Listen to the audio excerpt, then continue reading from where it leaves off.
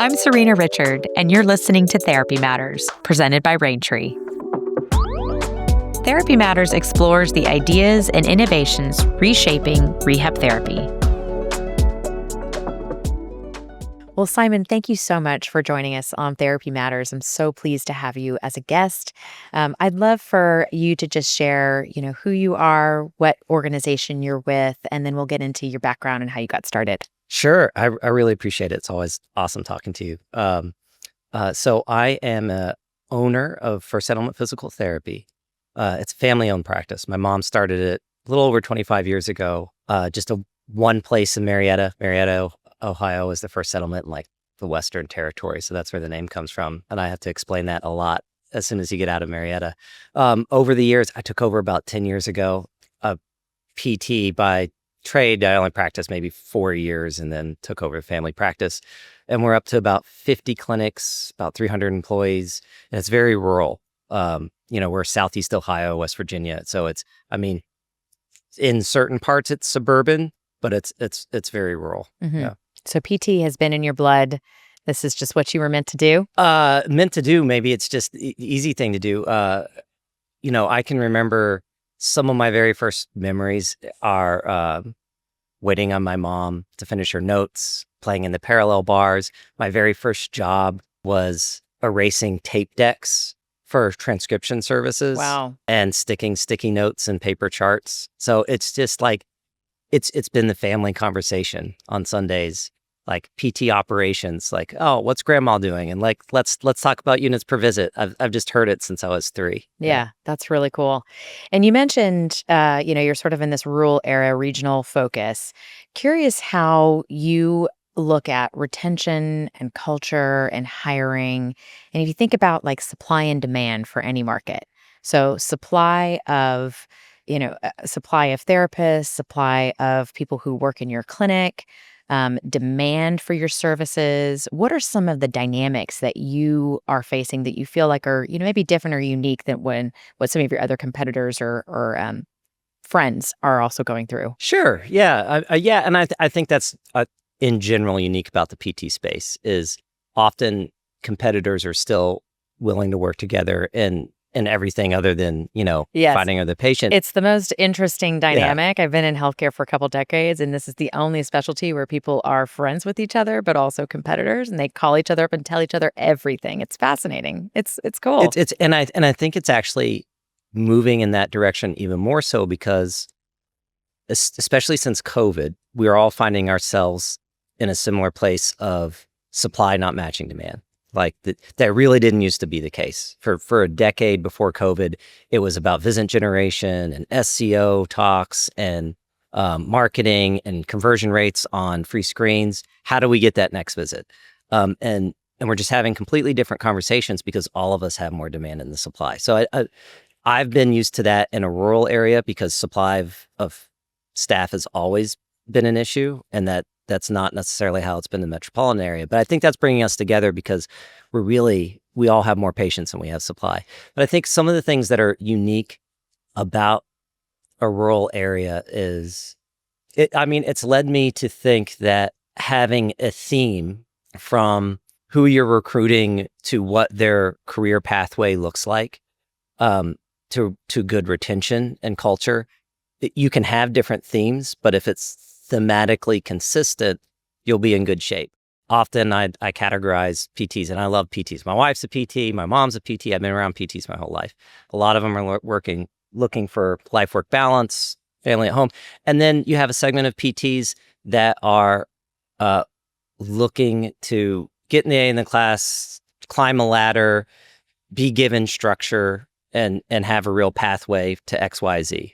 And there's always a spread between those types. And there's PTs that are just good at sales. Even if you have a variation in that archetype, is how do you take that person and put them on a track that gives them the structure they want to feel comfortable? And especially with the newer generation, I think that structure is really important. And then it's not all the same destination. That destination can still be, I want life-work balance, and what does that look like? Or I want to be a director in 2 years, or I want to have this certification. It's more about identifying after a certain amount of time where they want that structure to be, and making them feel comfortable, and thematically matching, kind of their personality and the type of their archetype with the structure you're giving them. And I think that goes to burnout too. People always ask about burnout, and a lot of the time, I think what gets skipped over is people will only have very rigid pathways for folks, and they're matching it with the wrong person, and that's more the source of burnout than you couldn't have Yeah. gotten them there, right? Right. You're trying to make somebody that it wants to be a staff PT, raise a family, and is at some point going to transition to part-time. Somebody who is going to be motivated by volume and incentives. It's just not the same person. Square peg, round hole. Yeah. It's never going to fit. Yeah. So we try to be really cognizant of having those conversations early. What drives you? What's your goals? And it doesn't have to be 5-year conversations. What do you want to do in the next 6 months? What do you want to do in 6 months after that? And if you make it consistent with those conversations, I think you get a lot less burnout. And what I find about the PT demographic is we're traditionally like, hey, we're sciencey people. We wanted to be in medicine, but we didn't want to work 60 hours a week. Like that's our base. That's our roots. This tension between tuition and what salary has driven folks in this other direction. I think our roots are often not just that category, but everybody gravitates to that category for productivity reasons. And I often find the retention conversation more about helping the person find the track they're comfortable with, right, more than trying to have one track and not be recruiting people who fit it. Well, it's kind of like what physical therapy is, right? You're finding a very individualized care plan, Yes. and those care plans are not going to match every person. So why would it be any different for your employees? So 100, that's a great analogy. very, very thoughtful Yeah. and mindful way of thinking about retention. That's great. What about, so in your market, do you have trouble finding people and, hiring? Do you have any kind of special playbook or, tactics you use to get people into your door? Yeah, it's an all of the above strategy. I'm in a similar boat as plenty of folks. Yes, right. I could more demand than supply. In our market, the nice thing is cost of living is low. And once people are there, they're usually starting families, and that's why they're there. And that's why they're moving there, because their parents are there, right? And it's it's a place where people are setting roots and probably already have roots. So that helps with retention. But it also means the pool is very small, right? So you have to be very careful about burning bridges, because the next person isn't necessarily available. It's definitely led us to probably skew towards having a heavier PTA workforce than some folks have. I think that's helped. I think the company average is 1 PT to every 1.5 PTAs. That's because we have a hard time hiring. Strategies are, we try to have really strong relationships with our feeder universities. And when I say strong relationships, I mean somebody is in there on their first year guest lecturing a course, and they see somebody from our company from the second year, and they see somebody from our company in the third year before they even graduate. We're talking to them about the benefits of doing rotations with us. We incentivize it. We offer free housing. We do $500 stipends if you're in last rotation. So you incentivize access. You take the type of rotations that nobody wants.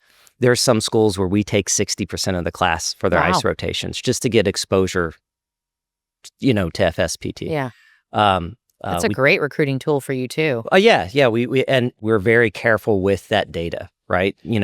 Much like pre-COVID, you take all these classes on reactivation of a patient, right? And those funneling messaging cycles, we treat those students in those same funnels where it's like, hey, here's some benefits, or you want to have a conversation.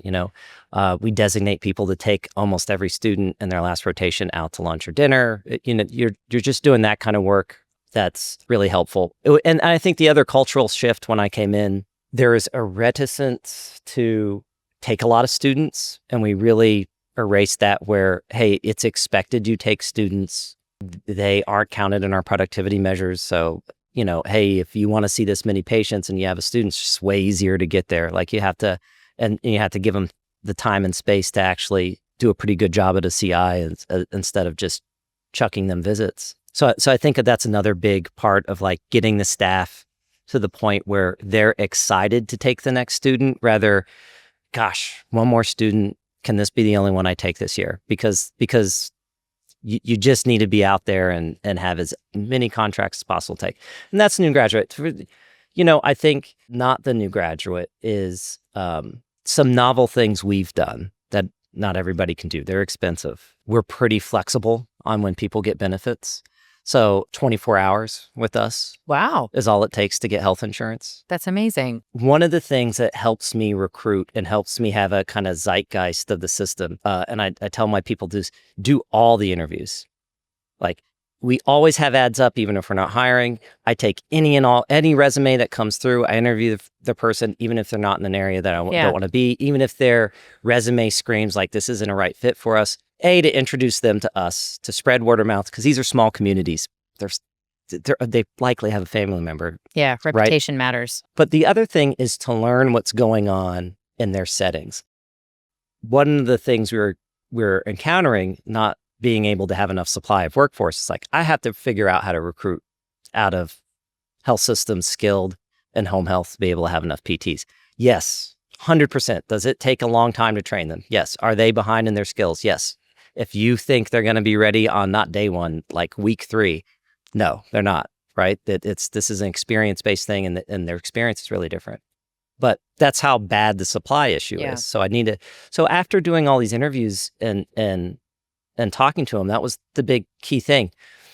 We don't clock people in and out when we get cancels, and we have a low threshold for them to get benefits. And that lets me compete with that workforce out of a skilled setting, because fundamentally their complaints in a skilled setting is, hey, I get paid a rate I cannot pay. I can't compete on price from a skilled, but I can compete on stability. And that kind of led me to this belief of like, you just constantly are talking to people to understand what's on their mind, because it changes and it lets you know about the work environment. Yeah. And that's how you compete for it. And so fundamentally, my approach to out of those settings is to contrast stability versus not stability. But but it also goes back to the previous conversation, is the more conversations you have, the more you can tailor the pitch to the person. Sure. Because you get to know those types.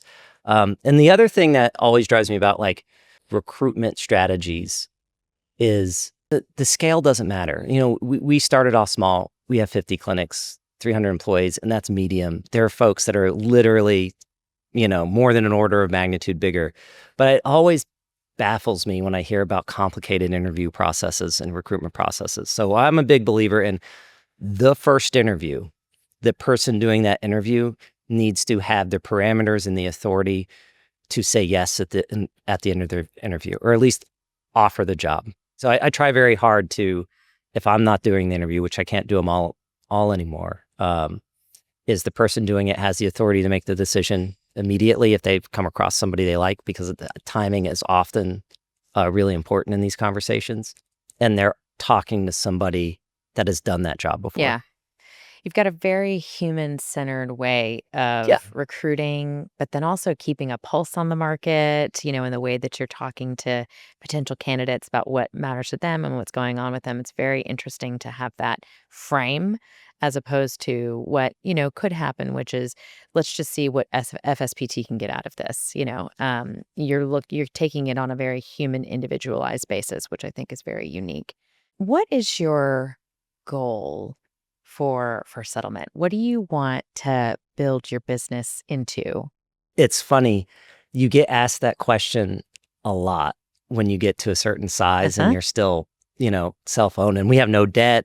I own 85%. My mother, who lives across the street, who hates business, like, she would be out on a corner doing PT for free. She is 76 and still works 3 half days treating hands, like, because it's part of her identity, right? Like, and she's an expert. She's OCS, CHT. We used to, before I started taking over, we had this competition on like who could get the most clinical initials, and she loved it. And it's the only reason I got all this.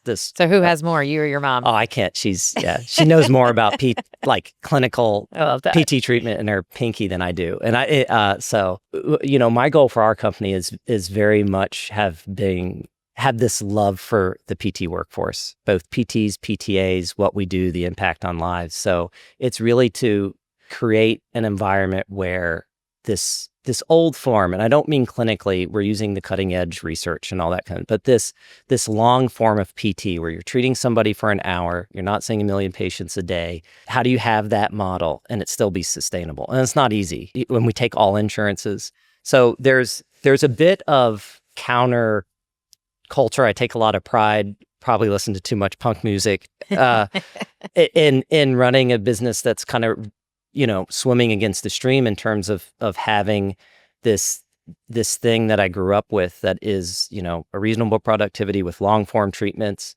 and taking all insurance as a point of pride. How do you solve that problem and make it something that can grow, that's not losing money, that's sustainable, that's going to be thriving in 10 years and 20 years, and the people still love working there? That's kind of the problem I'm really interested in solving. Yeah. And what that looks like, in 10 years, success would be some form of that being preserved in an environment that's making it hard to preserve, right? And the people still working there, and it being PT owned. Family owned. If I'm the one making the day-to-day decisions, that's not, great. Yeah. I'll have a team of people doing that. But so what are you driven by? Like, why do you wake up every day? What gets you out of bed? I'm a competitive person by nature. And I'm also by nature somebody who is uncomfortable with if everybody is walking in a particular direction, I'm usually uncomfortable walking in that direction. Yeah. So you're the one looking around saying, wait, should we be going the other way? Yeah, or just, even if it's not a good idea, it's like and it's something I got from my dad. We're both like, have this odd genetic disorder where we like to do the opposite of what the crowd is doing. We're both built that way. So it's a convenient problem for me to solve, having seen this business model that is increasingly difficult to have thrive, and the world telling it it's difficult and possible. That suits my personality to begin with. It's just like, oh, great, let me do something that everybody else is slowly giving up on. So that makes a lot of sense now, given the really in-depth work you do in advocacy and policy for our industry. Swimming upstream is you just have to have a special level of patience to do that. Tell us a little bit about what you do. Why is it important to you?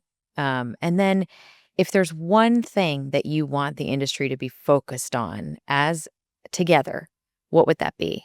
Oh, so a lot of it goes back to this, this admiration and love, and almost, it's probably a little more paternalistic than it should be, of this physical therapy demographic of people, right? They're folks that are just so good-natured. They're in it to help folks, but they get taken advantage of, and they're getting taken advantage of, in terms of they have very little leverage and power when it comes to regulations, what they get paid, this political environment. So I think I'm driven in a lot of those ways to stick up for them. And again, I don't want to sound too paternalistic, but they don't have a lot of people sticking up for them. Yeah. In most budgets, like let's take a health system. Why But is that? so it's like we're just a rounding error to most healthcare budgets. Like, yes, we're an important part of MSK spend, and we can make that argument. But if you look at like a hospital, if you had a wildly successful PT rehab department or a wildly unsuccessful one financially, it's still going to be a rounding error to their budget. One MRI is still probably doing what that one clinic, could never do, right? Yeah, that's good. So, so our financial impact limits, sometimes our political power, right? And that's the unfortunate part about that, going to the MSK part, is we have awesome financial downstream impact. We have, when it comes to MSK spend, we should be front and center of the poster child of, okay, we have a U.S. healthcare economy that's not sustainable. We need to increase access but decrease cost. Often those two things are, going in opposite directions, and we're a service line that can hit that out of the park, right? So some of the frustration is like, oh, we have this awesome narrative, but it doesn't land. And it doesn't land in part because we don't have a have a lot of power. So, going to the second half of your question, it's so funny. I think, especially in private practice, especially in outpatient, because I don't always get the sense in the other settings. We spend our clinical days talking a lot about different types of metrics that are result-oriented. We want these outcomes for our patients, and we do the surveys, and we get the outcome measures, and it's really important to us. We want to be evidence-based, and that's what's good care, and let's have a productivity conversation around metrics. And that mindset drives that quality of care or that, great productivity, but it's this results-oriented, pay attention to the data.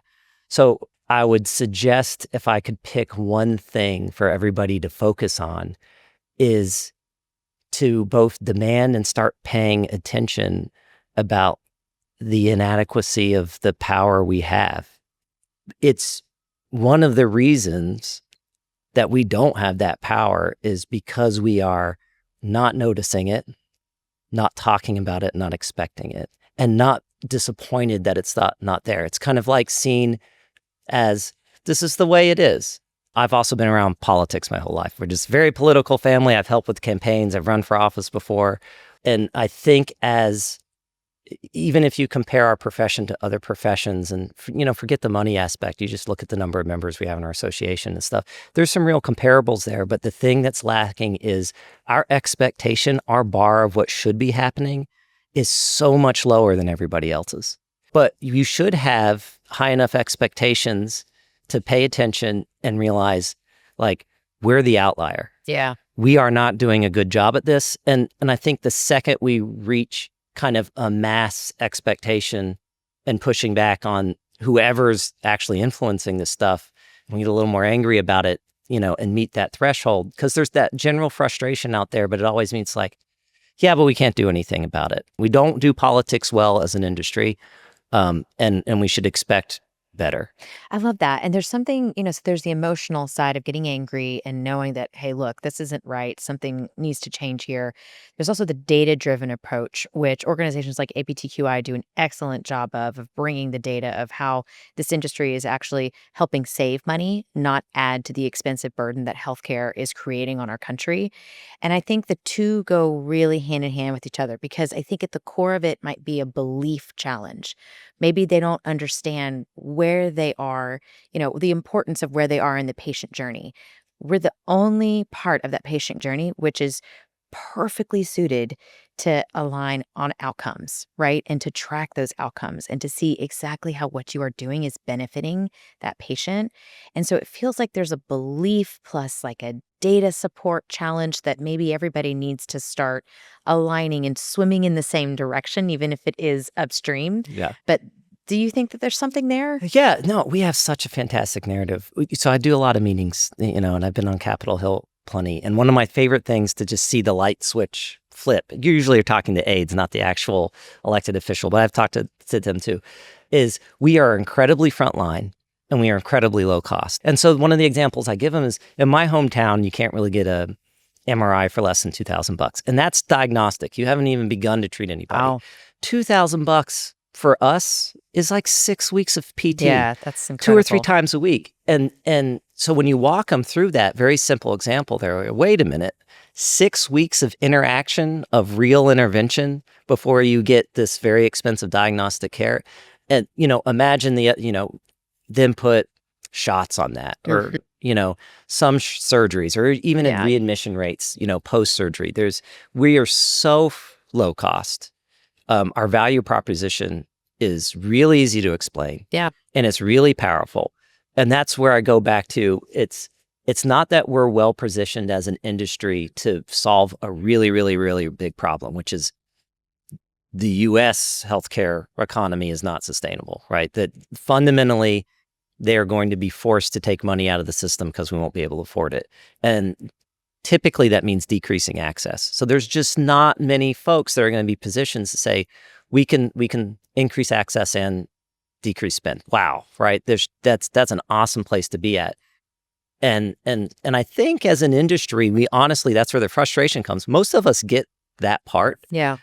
Where I'm disappointed is that we have been very, very, very bad at delivering that message. So what's the solution? What would you give advice to someone who is listening, who's in a practice and an organization? What can they do?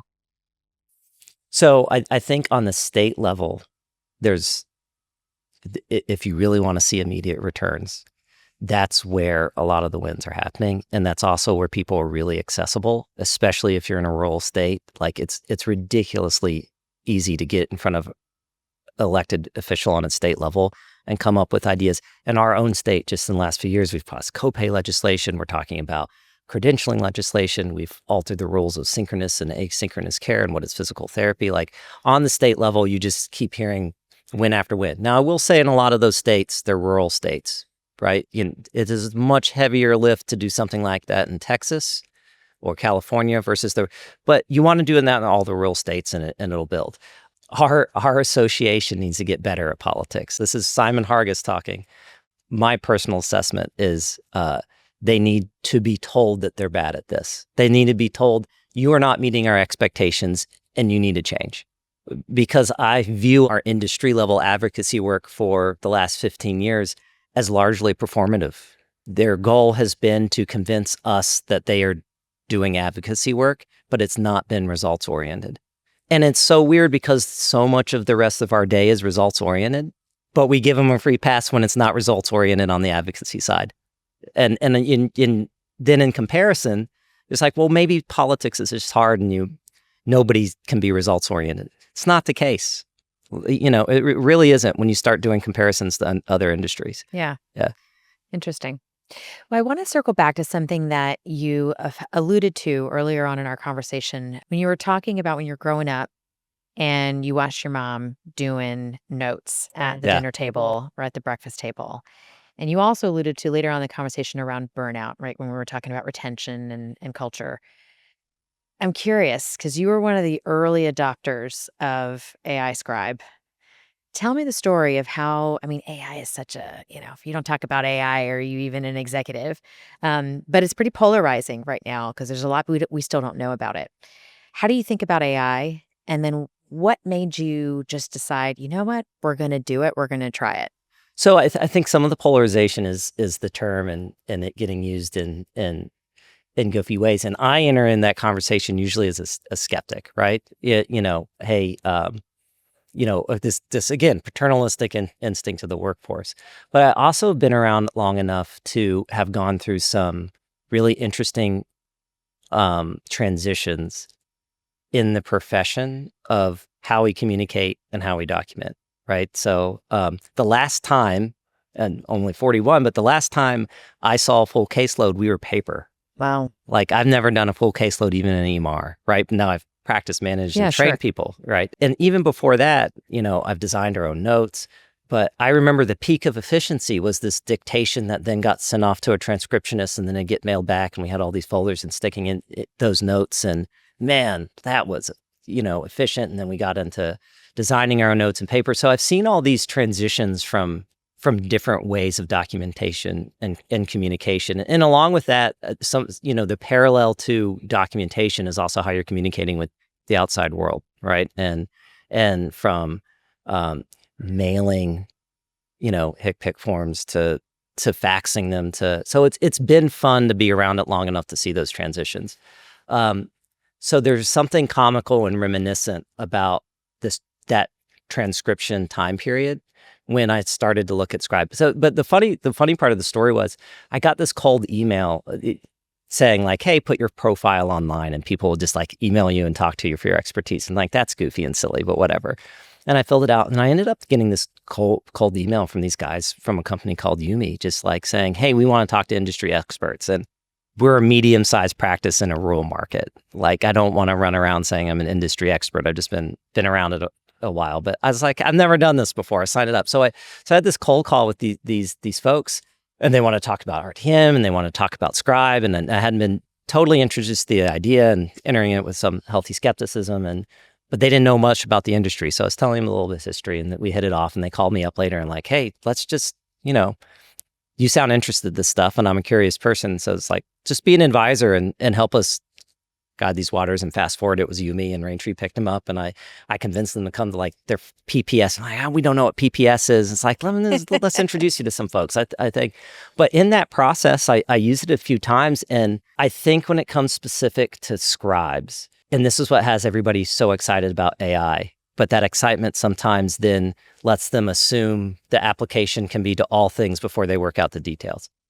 The magic of this thing did a thing that I don't totally understand, my human brain couldn't do. All of a sudden, it listened to me and wrote a better note than I have ever written in my entire life. I am not the world's best, when I was a clinician, and I did some evals myself, so I wanted to see it. You click the button, and 10 seconds later, you have something that feels like magic or is really impressive. It's like, oh, this is doing some pattern recognition stuff that intuitively I wouldn't have guessed it could have done. And that's where you get this amazing next tier of time savings. And I when I viewed it, I think the recipe for success for some of this stuff is when we implemented it compared to let's say RTM.